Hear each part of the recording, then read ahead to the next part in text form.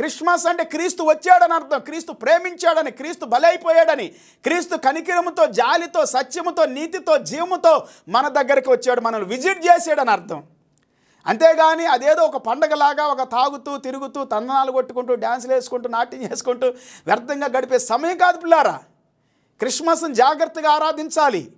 Christmas యొక్క ఆరాధనలు ప్రతిరోజు మనం ఆరాధించాలి, ప్రతిరోజు ప్రకటించాలి. క్రిస్మస్ని గురించి కొంతమంది మాట్లాడరు, కొంతమంది మాట్లాడటానికి భయపడతారు, ఇష్టపడరు. జన్మ లేకపోతే మరణం ఎక్కడుంది? పునరుద్ధానం ఉంది. జన్మ లేకపోతే మరణం లేదు, మరణం లేకపోతే పునరుద్ధానం లేదు. సో అన్నీ ముడిపడి ఉన్నాయి. యేసుక్రీస్తు జన్మని నమ్మని వాడు, శరీరధారిగా వచ్చాడని ఎవడైతే నమ్మడు వాడి క్రీస్తు విరోధి. నమ్మండి, యేసుక్రీస్తు ప్రభు రక్షకుడిగా ఈ భూమి మీదకి వచ్చాడని. నమ్మితే జీవాన్ని చూస్తారు, వెలుగును చూస్తారు, మహిమను చూస్తారు.